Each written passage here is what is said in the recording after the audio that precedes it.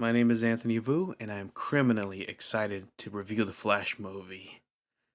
Despite all the controversy and soft reboot plans surrounding this movie, I personally think Andy Muschietti's The Flash is still a very good movie. While the movie is based off the Flashpoint storyline, it tells it in a very different way that I both like and dislike. The biggest highlight for me in The Flash is surprisingly Ezra Miller's Barry Allen. While he isn't comic book accurate and his personality is a little more bantery like Wally West, they shine brightest in the dramatic moments with their acting. If you remember how you felt during the scene in the Snyder Cut where Barry ran back in time to save the entire Justice League, imagine scenes like that, except they tug way more at your heartstrings. The comedy doesn't feel out of place for me. Some jokes can feel shoehorned or not land very well, but I think it fits the Flash movie, especially with how he's been previously established. When moments are funny, they're funny, but when moments are sad, they're sad.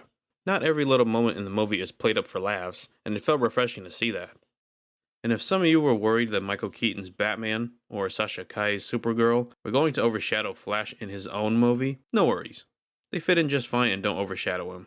I will also confess right now that I did read/listen to the plot leak about the Flash movie before it ever released, and I wasn't happy with some of it. But it's one thing to hear/read about leaks, and it's another thing to actually see how it's portrayed on screen. And it may just be me kinda not caring about the movie after being disappointed by DC, with one event happening after another, but the way the movie presented itself was better than I expected, even though I did start remembering bits and pieces of the leaks mid-movie. Overall, I'm going to give the movie a 6.5 out of 10. Not truly terrible, and not fantastically amazing either, but a good and enjoyable movie as The Flash's first solo movie debut. Spoilers. The Flash movie is good, unfortunately due to Ezra Miller's version of Barry Allen. Or Barry Allen's. Which sucks because the dude did some scummy shit in real life, yet they give such a good performance here. I wouldn't mind Ezra being recast for James Gunn's DC universe, but I don't know. We still have no idea if we're ever going to see Flash on the big screen again. Although, I'm truly hoping James Gunn's Chapter 2 of DC has a Flash in it, whether it be Wally or Barry. The Flash, in my opinion, would have been close to being a very good movie had they addressed the role that his greatest nemesis, Reverse Flash, plays. It's established early on in the movie that Barry's mom was killed by someone that wasn't his dad, and never does Barry ever think about who might have killed his mother. I get he wants to clear his father's name and get him out of jail, but has the thought of ever avenging her ever crossed his mind? Hell, even when he learns he can time travel, he doesn't even think about learning who really did it. Because towards the end of the movie, Barry fixes everything after young Barry sacrifices himself. And they just gloss over the fact that he would have probably wanted to learn who really killed his mother, but they just have him put back the tomato can, run through time, re-arrive in the present and say, I'm back, and never address that mystery. You know, now that I think about it, Reverse Flash should have played a much bigger role in this movie. He should have interacted with Dark Flash, unless Dark Flash was too powerful for Thawne, but oh well. This universe/continuity may be erased or not, but we'll just have to see how the future plays out. Speaking of Dark Flash, he was not a great villain. I still would have preferred Reverse Flash, but you know what? Dark Flash kind of served the story by being an inconvenient, shoehorned in villain.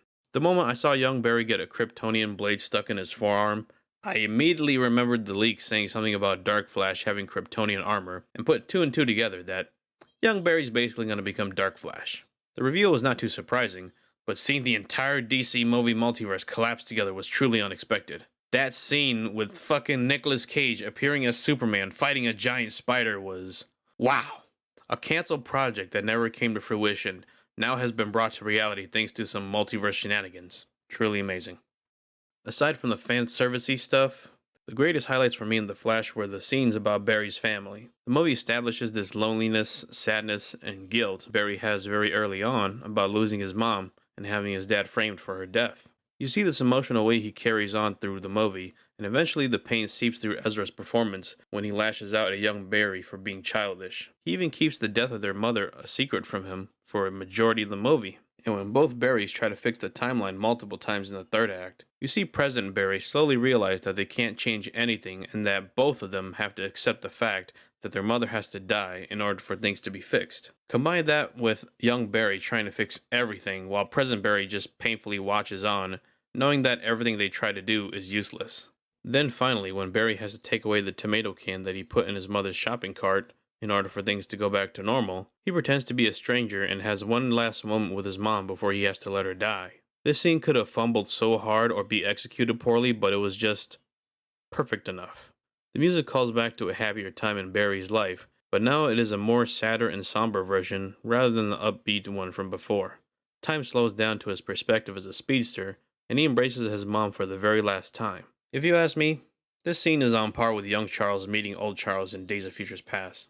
To film and direct such a deeply emotional, moving scene like this within a movie that's been through development hell in and out of the studios, and in a genre that seems starved for any kind of well directed, well written, and acted human interaction that elicits deep emotional feelings within its audience. This was a refresher.